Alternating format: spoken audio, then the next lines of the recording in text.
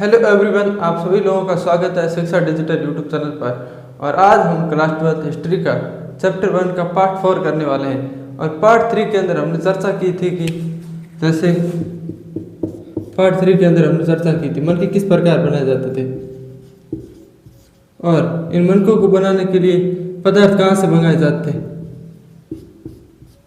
पदार्थ मतलब कच्चा माल, बहुमूल्य पत्थर वगैरह कहाँ से मंगाए जाते थे, इन सब की हमने पिछले क्लास के अंदर चर्चा की थी। और चलिए अब हम इस क्लास को शुरू करते हैं। ठीक है, अब हम इस चैप्टर के 4th भाग की शुरुआत करते हैं। सुदूर स्थान और संपर्क मतलब कि हड़प्पा सभ्यता का मेसोपोटामिया वगैरह वहाँ की सभ्यताओं से किस प्रकार का संपर्क था, इसके हम वर्णन करेंगे। तांबा भी संभवतः ओमान से लाया जाता था।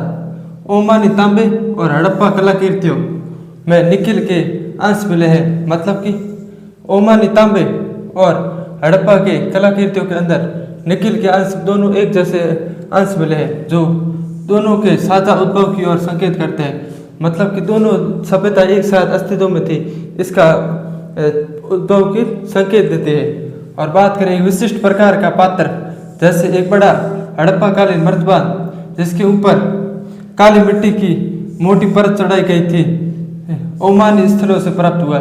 मतलब कि एक मर्तबान मिला है जिसके ऊपर मोटी काली परत चढ़ाई गई है मिट्टी की, और जो कहाँ पे ओमान में मिला है। और इसकी फोटो आप अपनी किताब के अंदर देख सकते हैं। इस पात्र की 3री शताब्दी ईसा पूर्व के मेसोपोटामिया के ग्रंथों में मगान, जो शायद ओमान के लिए प्रयुक्त नाम था, और नामक क्षेत्र से तांबे के आने का उल्लेख मिलता है। मतलब कि मगान यानी ओमान से तांबे के आने का उल्लेख मिलता है इस ग्रंथ के अंदर। और दिलचस्प बात यह है कि मेसोपोटामिया के स्थलों पर पाए जाने वाले तांबे में निकल के अंश भी है। मतलब मेसोपोटामिया ना वहाँ पे तांबा पाया गया है, उसके अंदर भी निकल के अंश मिले हैं। और लंबी दूरी के संकेत की बात करें तो इसके साथ व्यापार होता था। इसके संकेत क्या क्या है, जैसे हड़प्पा मोहरे, बाढ़, पासे और मनके के द्वारा संकेत मिलते हैं कि लंबी दूरी के संकेत। ठीक है, अब हम आगे बढ़ते हैं। मेसोपोटामिया के ग्रंथों में दिलमून, जो कि बहरीन का द्वीप है, और मकान और मेलुआ नामक क्षेत्रों में हड़प्पा क्षेत्रों का उल्लेख है। मतलब कि मकान और मेलुआ नामक क्षेत्रों में जगह है जहाँ पे हड़प्पा सभ्यता का उल्लेख मिला है। मेलुआ से प्राप्त उत्पाद का उल्लेख, जैसे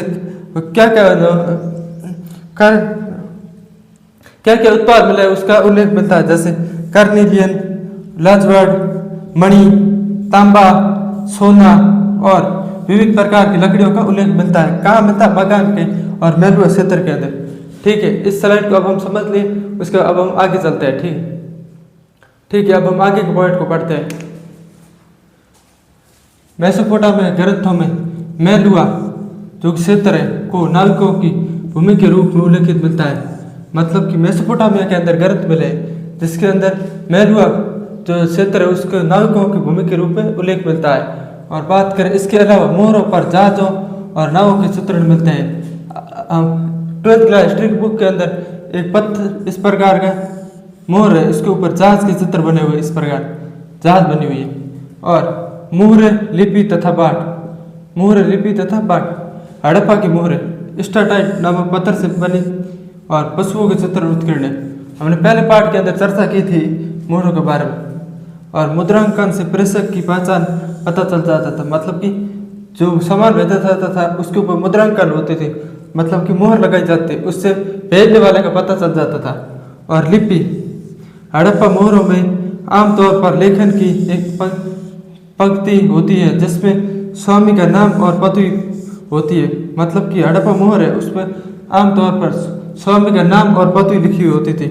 अधिकांश शिलालेख संक्षिप्त है और सबसे लंबे अभिलेख में 26 चिन्ह है। मतलब कि हड़प्पा सभ्यता जो भी शिलालेख मिले हैं उनके ऊपर वो छोटे संक्षिप्त है और 26 चिन्ह उसके ऊपर मिले हैं। जैसे एक बात है, मोहर का प्रयोग किस लिए किया जाता है उसका मैं एक उदाहरण देता हूँ। जैसे किसी सामान को दूसरी जगह भेजना है, उस जो सामान था, जैसे थैले के ऊपर मिट्टी रस्सी लगी हुई थी, वहाँ मिट्टी चिपका कर और मोहर लगा दी जाती थी, जिससे जहाँ सामान भेजना वहाँ पे भेज दिया जाता था। अगर मिट्टी में छेड़छाड़ ना हुई हो, मुहर वगैरह लगी हो उसके ऊपर, तो इसका मतलब सुरक्षित रूप से सामान वहाँ पे पहुँच चुका है। और आगे हम बढ़ते हैं।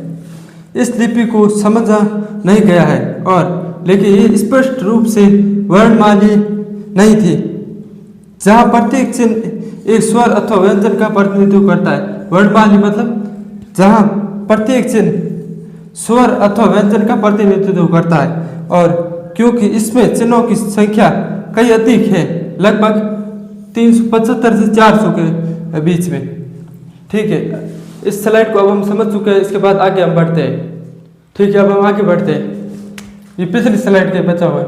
ये लिपि दाई से बाई की ओर लिखी जाती, मतलब कि इस प्रकार, ये ना इस प्रकार लिखी जाती, दाई से बाई की ओर, क्योंकि कुछ मोहरों पर चौड़ा अंतराल है और बाई ओर संकुचित है, मतलब कि पास में है, जिसे देखकर यह प्रतीत होता है उत्कीर्णक ने दाई ओर से लिखना शुरू किया होगा और बाई ओर स्थान कम पड़ गया होगा, मतलब कि यहाँ से लिखना शुरू किया होगा और यहाँ पर स्थान कम पड़ गया होगा।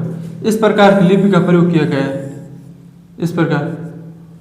और पाठ विनिमय पाठों का की एक सूक्ष्म और परिशुद्ध प्रणाली द्वारा नियंत्रित है, मतलब कि जो भी व्यापार वगैरह होता था, उस व्यापार में जो वस्तु उपयोग ली जाती थी उसको तोलने के लिए विनिमय पाठों का प्रयोग किया जाता था, जो आमतौर पर चाट नमक पत्थर से बना होता था। पाठ चाट नमक पत्थर से बना होता था और सामान्यतः घनाकार होता था, मतलब इस प्रकार से घनाकार होता था, जिसमें कोई निशान नहीं होता था। इसके ऊपर कोई निशान नहीं होता बाट के ऊपर।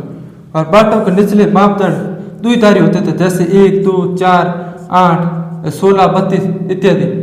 12,800 तक ये संख्या बढ़ी हुई मिली थे, जबकि ऊपरी मापदंड दशमलव प्रणाली का अनुसरण करते हैं ऊपर की ओर।